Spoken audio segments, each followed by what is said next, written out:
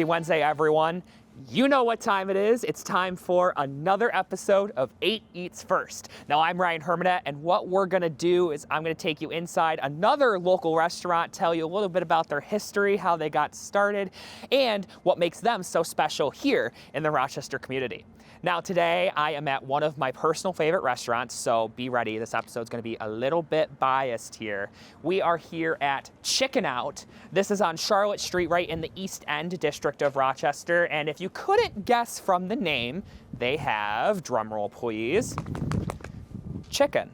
But they also have a Good Friday fish fry, so if you're not a chicken person, that's okay. You can get that here as well. Now, there's a lot to see inside, so why don't I take you in and we'll see what this place has going on. So you walk in and the front counter here greets you. You've got the TVs showcasing all of these awesome dishes that they have and all of the prep work that goes into it.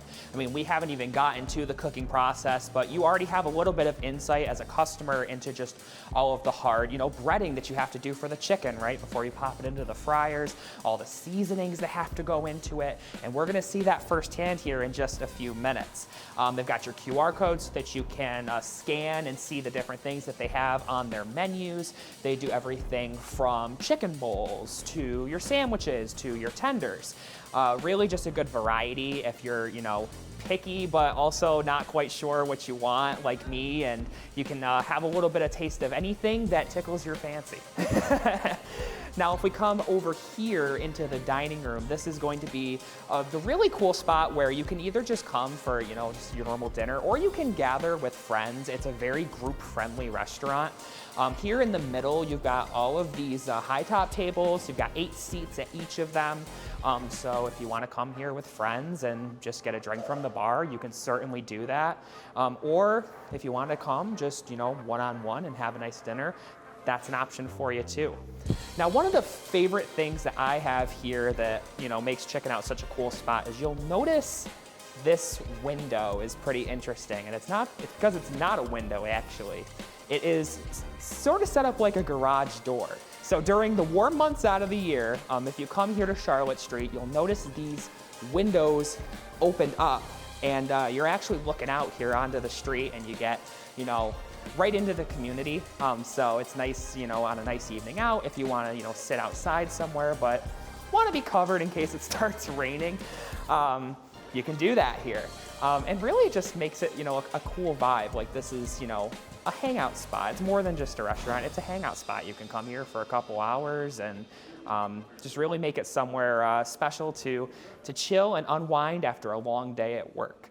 Now, one of the coolest things about this place is how it got started and its story. I mean, it truly is a special one, and it speaks volumes to what Rochester stands for and the people who live here. I'm very excited to be joined here by one of the co-owners, Adam. Adam, thank you so much for being here and for inviting us in. Thanks for coming by. Yeah, this is such a special spot for me. I mean, as I've told our viewers, it's one of my favorites. Yeah. And I know it's the case for a lot of people here. So tell me, I guess, a little bit about your story, why you got into this business, how you got started.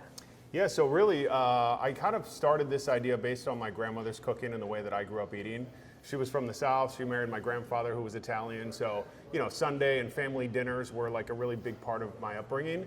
And I was in New York City for several years with my wife and my first 2 kids.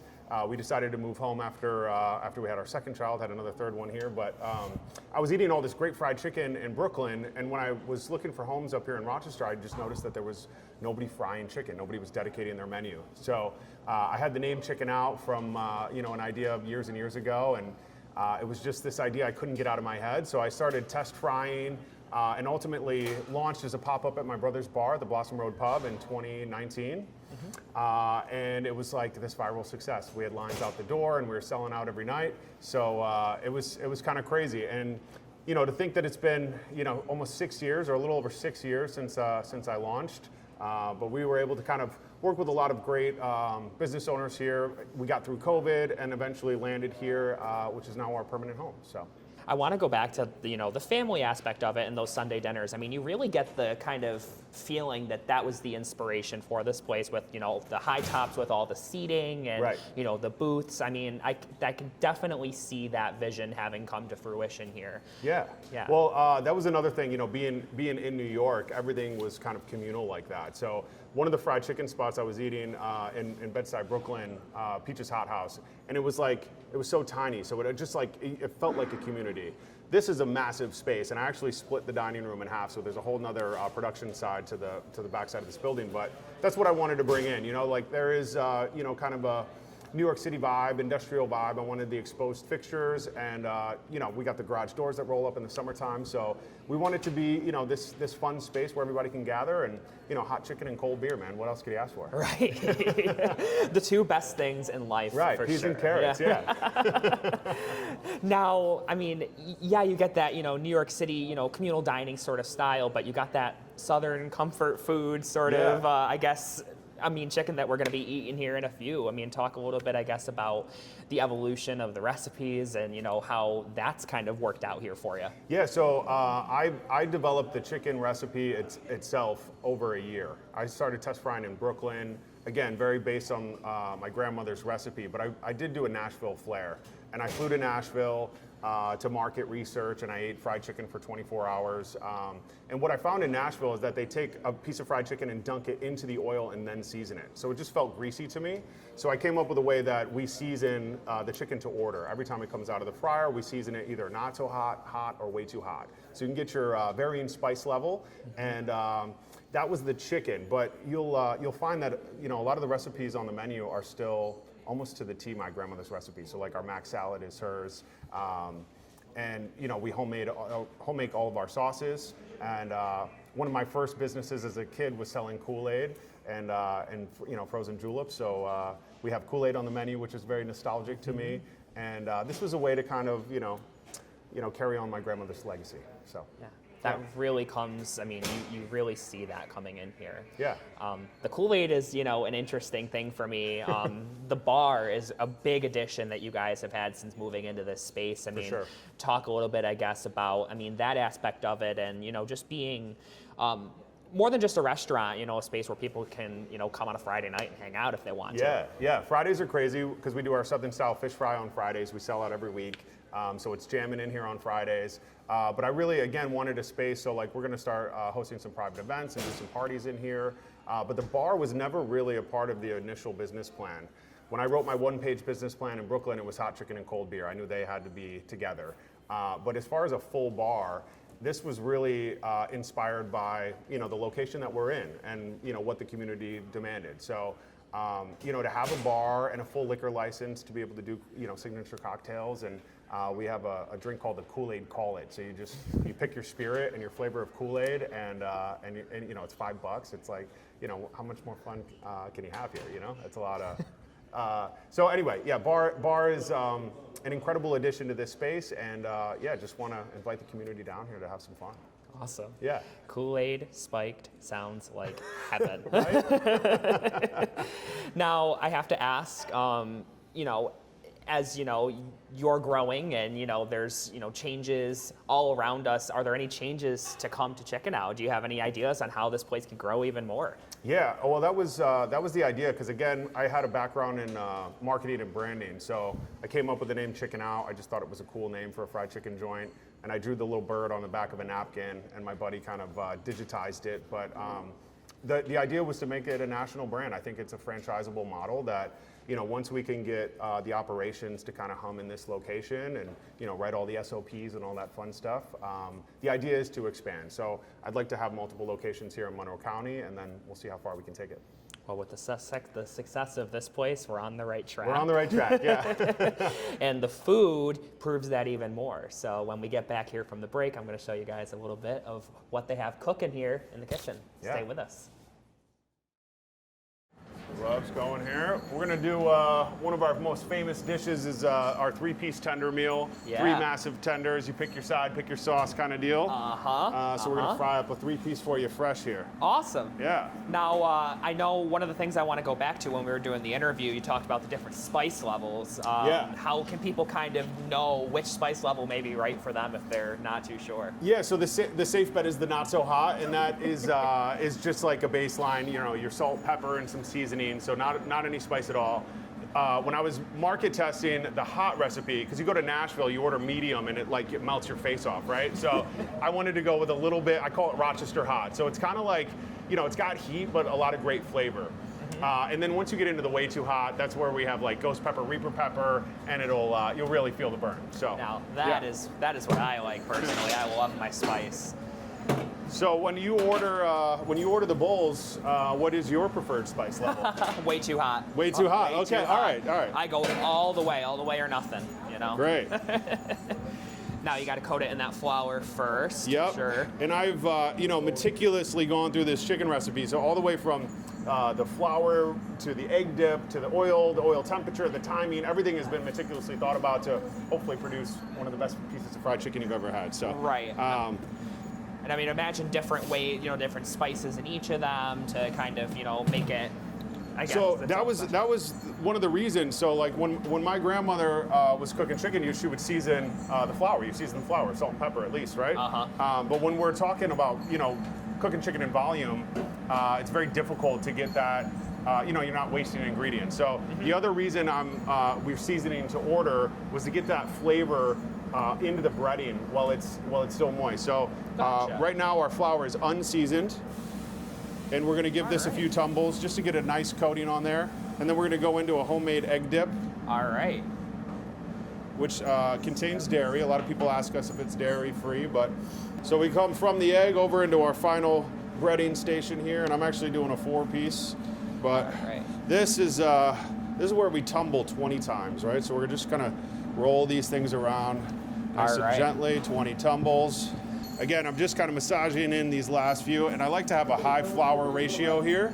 Yeah. And then we'll shake right before it hits the grease. So I mean, that's really what's going to give it that texture, that, home style fried chicken sort of. So right before it goes into the fryer, it'll get a shake like that, and that's what we're looking for, is these nice little corn flaky, crunchy bits, right? So these are going to fry up really great. Now I have to ask, why do you think the tenders are the most popular thing that you guys have here? I mean, it's a great question, and I have no idea. Actually, when I first launched, I didn't have tenders on the menu. Oh, okay. So fried chicken to me is bone-in fried chicken. It's the breast, the wing, the leg, the thigh. That's how my grandmother cooked it. So I put tenders on just as a placeholder for the menu, and they took off, and now we sell more tenders than anything. Right, and you're like, why would I take these off now? Exactly. It's crazy. So I'm just going to come over, because we're frying these special just for you. They're going to go right into the oil, 350 degrees. All right. For 6 minutes. Gotcha. All right. Well, what else do I get to pick from it? I'm sorry. You get to pick your one of our homemade sauces. Oh, all right. So what are some of the options that folks can choose from? While we're frying, let me give you a little print preview here. All right. So this is maybe one of my most popular. It's called Awesome Sauce. Right. It's got a little bit of heat. It's mayo-based. Totally awesome. Homemade buffalo sauce. We have honey mustard and buttermilk ranch were my 2 sauces on the menu. All right. And then this is a free option on almost all of our meals. This is my grandmother's cucumber and onion salad. Oh, okay. This was on the table every single time we ate, so it's almost a quickle, a 24-hour pickle. Brine, salt, sugar, pepper, the whole thing, red onion, and I think it's a great balance to the fried chicken. So you're getting this like cold, crunchy, briny texture to the hot, greasy fried chicken, and it just, again, that just makes sense. It's almost like a palate cleanser almost. Like if you take a bite of the spicy chicken and then you get, some of the little bit of like the vinegary from, the pickled salad, it makes it, a little bit easier to handle. From a food science perspective, it makes total sense to have that in there. Now, I used to give these away for free. It was in the box whether you wanted them or not. From a waste perspective, not everybody loves them, and that's totally fine. So there's still a free option. You just have to make that selection online or at the counter. But I would highly recommend the cucumber and onion salad. Spectacular. Yeah. So out of these 4, what's I think What are you thinking? the awesome sauce would be a good one to highlight here. Should I give you all 4 on your plate so you can maybe just, you know, have a little tour around the world? I'm not going to turn that down. All right, you got it. Now, the awesome sauce, I mean, I think the reason why that caught my eye at first is I know that that's the one that you guys use on the bowls that you do too. And On that's the a Mac pretty, Daddy, yes. Yeah, I know, that's a pretty unique concept, if you could, So I guess, walk us through this, that. the awesome sauce is still one of my favorites. It's my version of a Southern comeback sauce. Okay. And they call it a comeback sauce because it keeps you coming back, right? So Right. I just named it awesome sauce because I love the name and I think it's awesome. So we'll give you Fair one enough. each. I think our buttermilk ranch is maybe the best in Okay. the world. Again, started very small. You know, I'm like recipe testing at the house. I'm making a quart of everything at a time, and then we're scaling up. Now we're making 60 to 100 quarts every single week. Yeah. And we have a big prep day. So we're closed Tuesday and Wednesday, but those days are dedicated to all the prep that goes into our homemade elements. I would imagine hours and hours, a lot of different ingredients, because you've got a lot of different flavors going on in this kitchen. I mean, Yeah. what all goes into, I guess, a normal prep day for you guys? We have a team of 5 or 6 in here on a Wednesday, and we're making the sauces. We're making our garlic parm for the French fries, our homemade mac salad, you name it. Everything on the menu is homemade. Another thing that we do to our chicken that not a lot of people do is we're brining our chicken for 24 hours. So it's brined, which helps kind of break down that protein and make sure that you have a nice, tender, juicy piece of chicken every time. Gotcha. Yeah. I would imagine the brine adds like an extra layer of flavor too, like when you're going through the breading process, it For kind sure. of helps it. Yeah. So that brine definitely adding flavor to the inside of the protein, right? Because it's soaking for those 24 hours. So it's flavoring the actual protein.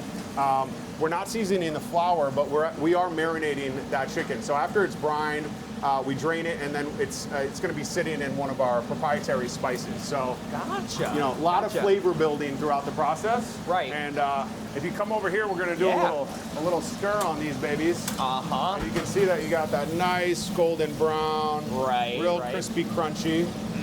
They're floating up towards the top. It means we're getting, we're getting close. T4, 135. We're a minute out. Gotcha. Yeah. All right. Now we've got the fries in here too. I mean, I would imagine, they've got that signature garlic parm. How did you kind of get to, get those into here, I guess? So there's a lot of things that have pushed me into owning a restaurant because it was never really a part of the plan. But like when I would go out and dine, you go to a diner and they give you a bunch of fries with no salt on them. It's enough to drive you crazy, right? So I think an unsalted fry is an absolute sin. I was working at a restaurant called Mundo Grill out in Pittsburgh, and the chef was doing a garlic parmesan fry on a special, and I fell in love with them, and I just thought that every fry in the world should be coated in something. Yeah. So that's our signature fry. Again, fresh garlic, salt, pepper, Parmesan cheese, and parsley, and we toss all the fries in there, and I think they're absolutely delicious. I am there with you. That is my least favorite thing of going literally anywhere that has an unsalted fry. I'm like, I'm never coming back. And by the time it gets to your table and you ask for salt, it just bounces off the fries anyway. So you got to season them. The chicken, the fries, everything comes out, gets seasoned. So, loud, amazing flavors in your face. That's what it's all about. The Chicken Out brand is meant to be this over-the-top fun thing, and we want our food to kind of represent that. So, all right, give me those babies real quick. All right. The moment of truth. All right, we're going way too hot, right? We're going way too hot. Okay. Yeah, I know I can handle it. I know. Well, as long as you know, yeah. All right, look at those babies. There we go. Yeah. Look at that. Great.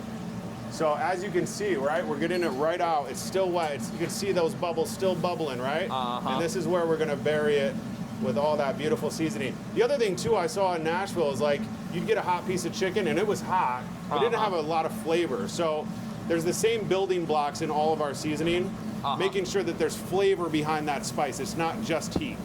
Gotcha. Making sure you get a good coating. Now, have you ever done one of our tenders hot and stung? Have you done the honey? I have not done the honey. All right, well, we're going stung today.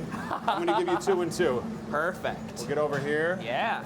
And the honey will be like a nice little contrast, the spicy sweet, that really traditional sort of flavor profile. Again, I think all of our chicken should be hot and stung, honestly, if I had to pick one flavor. So this is going to just balance out that heat. I'll leave 2 unstung for you. All right. And you'll be right. You'll be running back for more. Don't worry. Let's get you just a touch of fries. Spectacular. Because why not? A nice little final toss up there. Yeah. Get all those garlic parm flavors blended together. It's great. You know, when the fries come out, you can just smell that garlic. You know, it hits the hot fries and it just all starts marinating. All right, well, we got a good looking plate here. We do indeed. We do indeed. I down. mean, look at that. Look at all the different colors that you got there, all the different flavor profiles. I mean, I can already tell that, you know, especially with the different sauces and stuff, you're going to get an entirely different experience from each one. That's right. With that chicken. All right, we're ready to eat? Let's do it, guys. This is the moment we've been waiting for. The fact that this tray, you can't fit all of this tells you just, I mean, the absolute, value that you get coming in here alone. But, I mean, the quality is what's really going to speak for it here. I mean, look at those tenders. You've got the 2 stung. You've got the honey on those ones. And the sauces, like Adam was telling us. I mean, all of the hard work that goes into getting a plate like this. You got a first-hand look at it today. So, I think we should start here. I'll start with the stung. Okay. We'll see what we get there. Yeah. I think I'll just try it by itself first just to see how that honey complements it.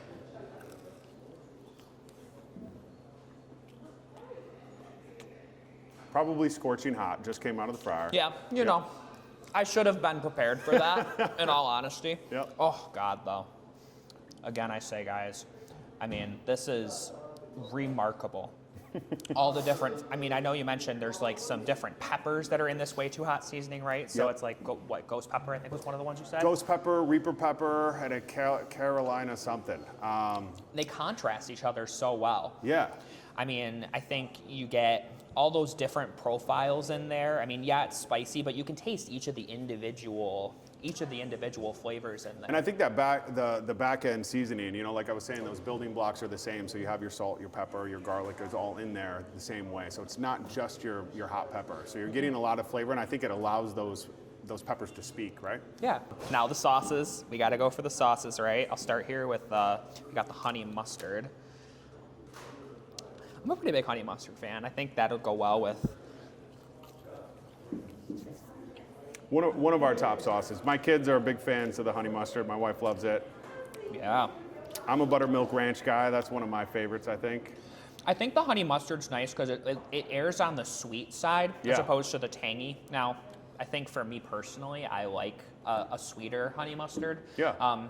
But, you know, certainly I think it could work for you, especially with the heat. It complements it nicely. Yeah. And the buttermilk ranch, of course, you got to go in for that. Oh yeah. This is your favorite, you said? That's my favorite. So the honey mustard and the buttermilk ranch were the 2 sauces I created. Again, everything's homemade. I could have gone and grabbed something out of a jar, but I think, you know, the fresh chives in there, the garlic, and the fact that it's made every single week is just special, man. Good grief. Man, there's nothing like fresh ranch. Right. Nothing like it. I mean, and it's, you know, the big thing for me with ranch is going to be the consistency, right? And this is like the perfect, I'm going to double dip here, but I don't even care. For it. Yeah, look at that coverage. It's like the perfect consistency. It sticks to the chicken. It's not dripping down. I think a liquidy ranch is like one of the biggest turnoffs when you like are looking at a sauce, and this truly is the embodiment of what a good ranch should be. Yeah, I think I'd put it up against any other ranch. Man. All right, we got the buffalo next. We'll go in with that. Now, heat on heat, I think might be a little. Yeah, it could contrast. Again, the buffalo, I think, was originally created. It was through the pandemic when we were at the Jackrabbit Club. Because we ended up, you know, we have those big boxes where you know, a little flock or a full flock, so you can get 6 tenders, 2 sides, and your sauces in one box. Feeds 2 people very comfortably. Or we got the full flock, which is 12 tenders, 4 sides, and we kind of created those boxes through football season when we were in one of our pop-ups, and we still have those boxes today. They're great for a Sunday edition, and we were doing for Super Bowl we did buffalo chicken dip. Yeah. And it was a pre-sale model, so we would open up the website the day before, it would sell out, and all my staff hated me because we made like 400 buffalo chicken dips. Barely had the room to store them, but that's why that sauce was created and it's still on the menu today. I mean, it's a great sauce to still have on it. I mean, I think the thing that, having just tried it for me is it's not like a traditional buffalo for me. I get like a little bit of like a vinegary in it, and that is, I mean, nice to the fact if you're having a hot piece of chicken and then you get that. The fact that it's a little bit more on the vinegary side, I think is gonna like complement it. I mean, a little bit better than like if you're going straight hot to like straight hot sauce. Yeah, right. It's like, I mean, that would, this, I think if you like the flavor of buffalo sauce, but I guess you don't want to be stacking heat like that, I think it works. Yeah, totally. Yeah, and we got the awesome sauce, and this is, I mean, guys, this is like what I go for all the time. So I can already tell you this is going to be phenomenal, but.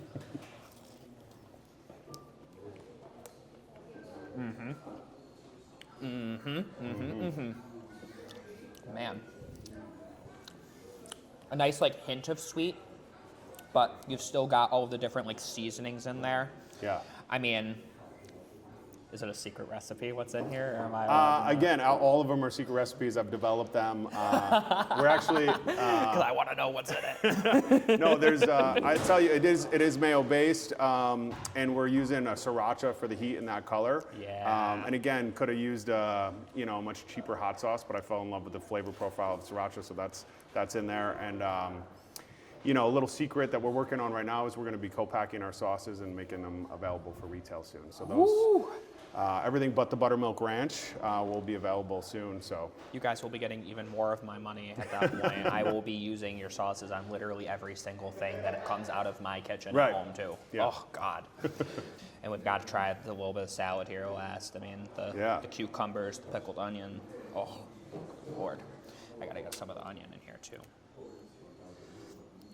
Now, I think if you're coming into a fried chicken place, you cannot expect people to like not eat with their hands. So for those of you at home judging me for not using a fork, come at me. Like I'm not even. They're your best tools. Right. Exactly. Yeah. Just like we talked about in the kitchen, it helps your palate to scale back from all the heat that you had just had eating that piece of chicken. Right. Like I feel like I could eat a whole other tender now because it's like all the spice is gone. Exactly. Yeah, it helps you reset. It's refreshing. Yeah. It really is.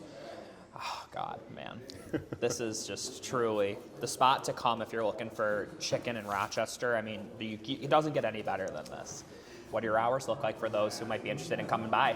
Yeah, so again, we've scaled up. I used to cook just 1 day a week, then it was 2 days a week, and we're still in that scaling process. So right now we're open from Thursday to Monday. We do a double on Friday, so you can come in here for lunch and get a fish fry. We're closed on Tuesday and Wednesday right now, but we're in the back end working to become a 6-day operation and be open for lunch and dinner every single day. So stay tuned. Spectacular. Yeah. All right, guys. Adam, you're the best. Thank you so much. Absolutely, my pleasure. Yeah. And thank you all for watching this week's episode of 8 Eats First. As always, appreciate you joining me. We'll see you here next week.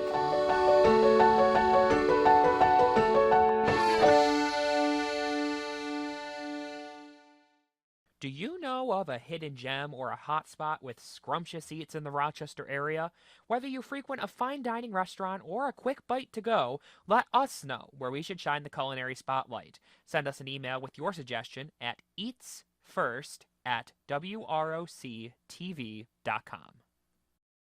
Get the Rochester First streaming app today for everything you love from News 8 On Demand, plus exclusive shows you won't see anywhere else. Search ROC and download for free on Roku, Amazon Fire, and Apple TV.